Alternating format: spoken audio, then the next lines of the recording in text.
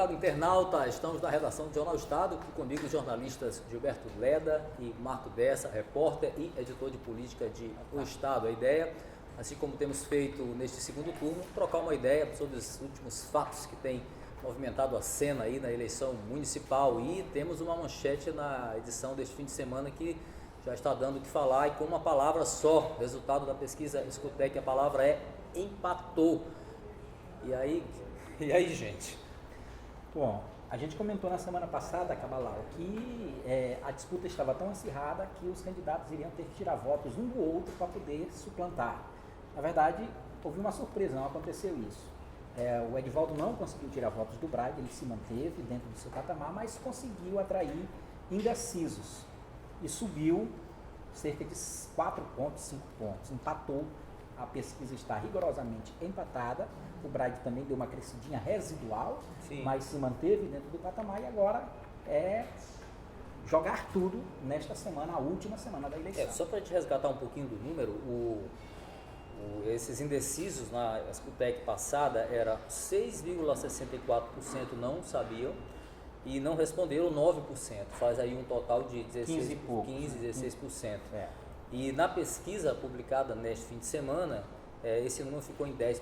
Então, ou seja, 4 pontos que se movimentaram exatamente os dois candidatos. O que saiu de não sabe e não responderam, né? Subiu para Edivaldo, uma parte, e uma parte pequenininha para o Braga, né? Então esse cenário tem surpreendido mesmo, que se esperava que seria uma disputa, um tentando tirar voto do outro, quer dizer que esse resíduo aí, esse eleitor ainda indeciso ainda está fazendo a diferença. Agora, isso aí também pode ser o resultado, Camarão, dos programas eleitorais, né?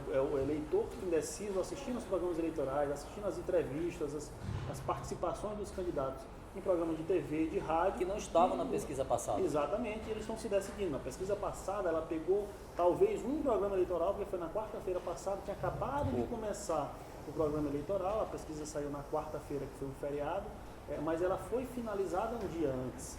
Então, talvez tenha pego um programa eleitoral.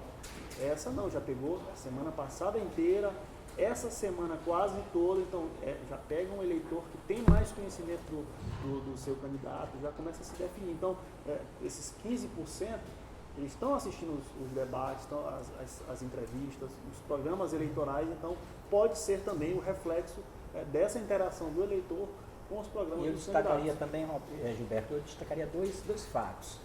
Primeiro, a pancadaria, a forte pressão sobre o candidato Eduardo Braga. Foi uma reação, na verdade. Isso foi quase uma semana inteira, e a militância do PDT, a militância do candidato Edivaldo Júnior, que foi às ruas e está fortemente nas ruas desde a semana passada para cá. Então, acredito que isso deve ter mobilizado a cena e chegou a esse empate técnico. A gente tinha comentado na conversa anterior que essa capacidade, essa musculatura eleitoral do Edivaldo, parece que ele tem colocado isso em prática, e agora eu inverto a pergunta: será que o Braga segura esse tranco? O que vocês pensam? A verdade é que ele passou uma semana apanhando muito, né? E não caiu.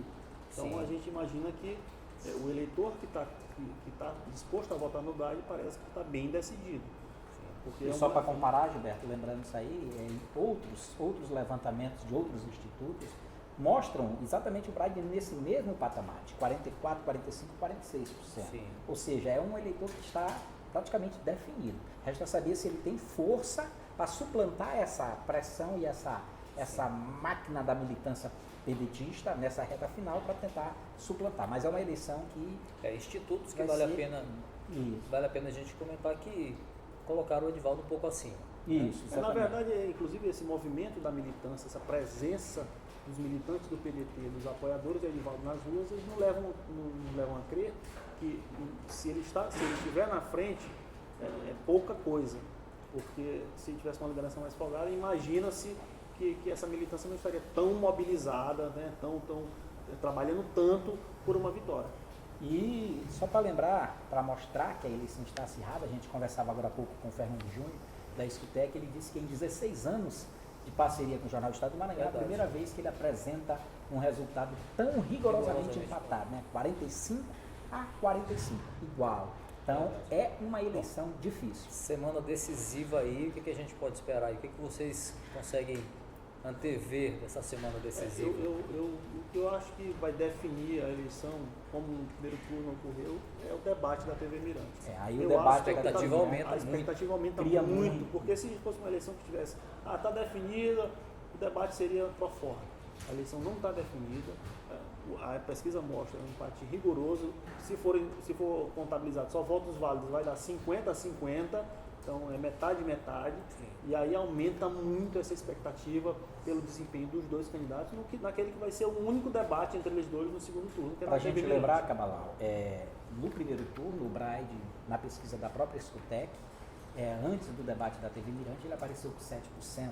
E na eleição, 5%. Na eleição ele chegou a 21%, ou seja, ele subiu 16 pontos percentuais. O debate teve essa influência. Então, o debate da TV Mirante, na próxima sexta-feira, ele é praticamente o fator decisivo dessa eleição, é o que a gente acredita. Tudo pode acontecer e tem outras pesquisas aí sendo esperadas também, tem Ibope, tem Escutec. O Estado provavelmente divulgará uma Escutec na véspera da eleição, você fica aí na expectativa e a gente se vê na próxima aqui no nosso próximo comentário. Um abraço, obrigado.